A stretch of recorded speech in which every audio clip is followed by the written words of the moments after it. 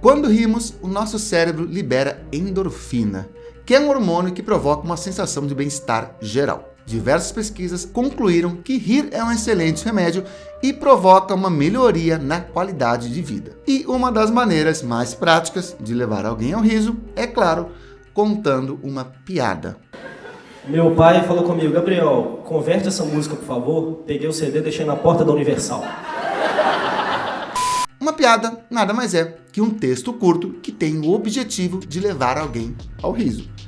Mas vocês já se perguntaram qual que foi a primeira piada da história?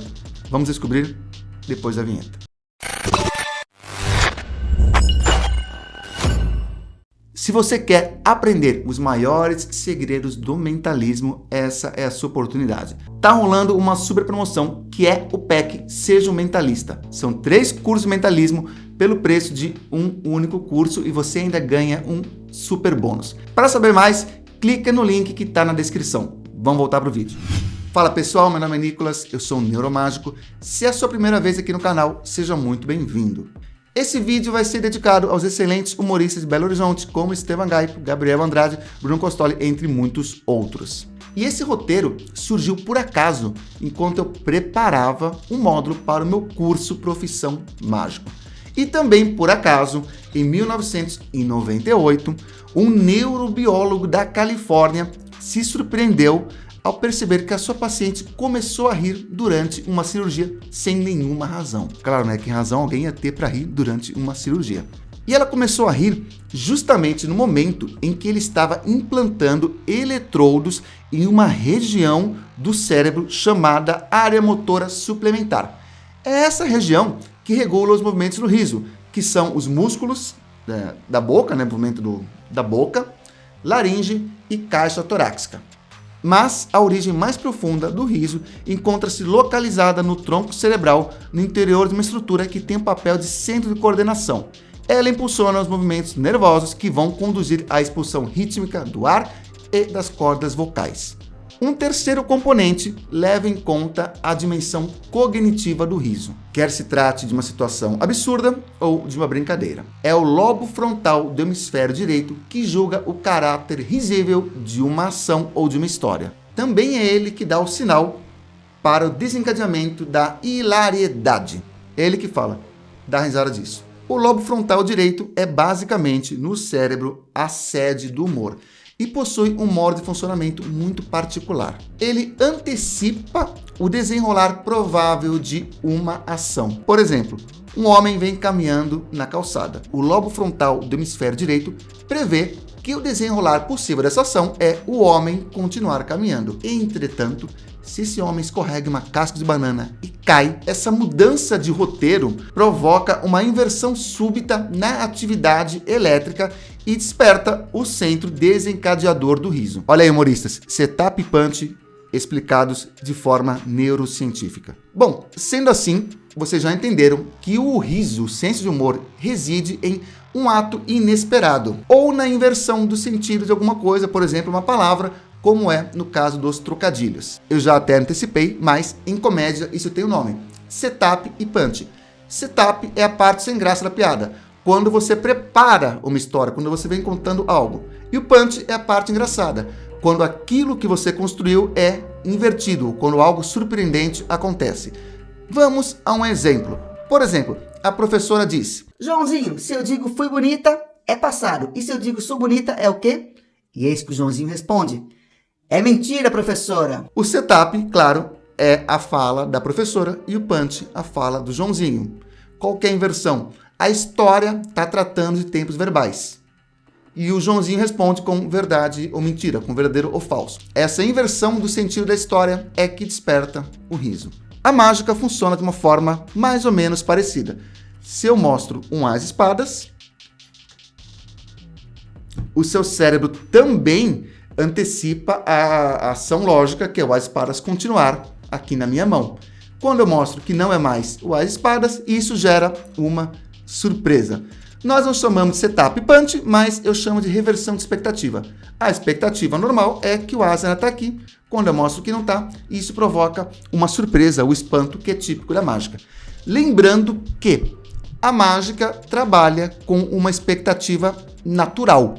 Se eu solto uma garrafa de vidro, a expectativa é que ela caia. Se ela flutua, isso gera essa reversão de expectativa. No humor, geralmente você vai ter que construir essa expectativa. Saindo da neurociência e indo para a história, qualquer piada que foi documentada no passado e que durou até os dias de hoje foi salva por acaso. Claro, quando eu digo passado, é passado bem lá no passado, tá? Não é ano passado. As piadas não pertenciam à cultura refinada, e sim ao entretenimento para todas as classes. Assim, qualquer versão por escrito de uma piada era algo que tinha algum fim específico, mas que era para ser descartado depois. Não era o tipo de documento que era para ser guardado, era um documento temporário. E muitas dessas primeiras piadas tratavam de temas escatológicos e sexuais, o que servia para entreter todas as classes, mas não eram valorizados o suficiente para serem salvos. Vários tipos de piadas foram identificados em textos antigos pré-clássicos. A piada mais antiga identificada é o antigo provérbio sumério de 1900 a.C. e contém um humor escatológico. Abre aspas. Algo que nunca aconteceu desde tempos imemoráveis. Uma jovem não peidava no colo do marido. Fecha aspas. Eles estavam começando no humor, né? Estavam desenvolvendo ainda, não estavam com aquela pegada ainda. É horrível isso. Mas a segunda piada tem uma coincidência incrível.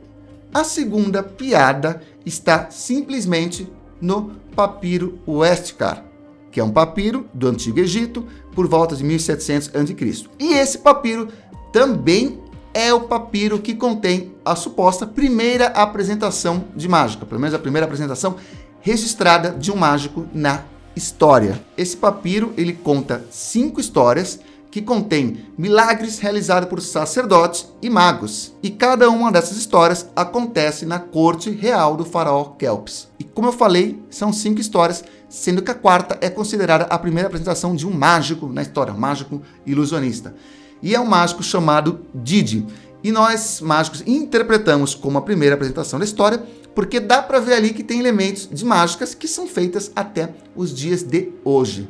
Segundo esse papiro, Didi seria capaz de separar a cabeça de um animal, depois colocá-la no lugar e o animal voltaria à vida. Ele teria feito isso com um pato, um ganso e um boi. E nesse mesmo papiro temos a segunda piada da história. Se preparem, hein? Vocês vão morrer de rir. Isso é muito engraçado.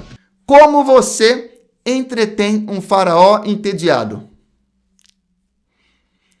Você navega com um barco cheio de mulheres jovens vestidas apenas com rede de pescar, descendo o Nilo e pergunta para o faraó se ele quer pescar um peixe. É boa, mas é melhor que a primeira. E temos também a terceira piada da história. A terceira piada seria de 1200 a.C. É a história de 3 homens que procuram um rei, porque os 3 homens alegam propriedade sobre um bezerro recém-nascido. E cada um deles alega ter tido uma participação no nascimento do bezerro. Vai vendo. O rei procura conselhos com a sacerdotisa sobre como regir o caso, sobre como resolver o caso. E ela sugere uma série de eventos envolvendo as famílias e as esposas dos homens. Você não é o pai. E como acaba essa história? Não sabemos. A parte final do documento, que incluía a conclusão da história, não sobreviveu. Mas alguns fragmentos que conseguiram ser recuperados mostram que a piada teria um desfecho obsceno. E o livro mais antigo de piadas que se tem notícia é Filógelos, que significa amante do riso em grego. É uma coleção de 265 piadas em grego antigo. E ele data do século IV ou V, mais ou menos. Então é isso, pessoal. Espero que vocês tenham gostado. Estão aparecendo outros vídeos aqui. E no mais, continue seguindo o conselho daquele que veio do céu e que é uma piada por si só, mas que pelo menos deixou uma mensagem positiva para todos nós. Estou falando, é claro, do ET Bilu.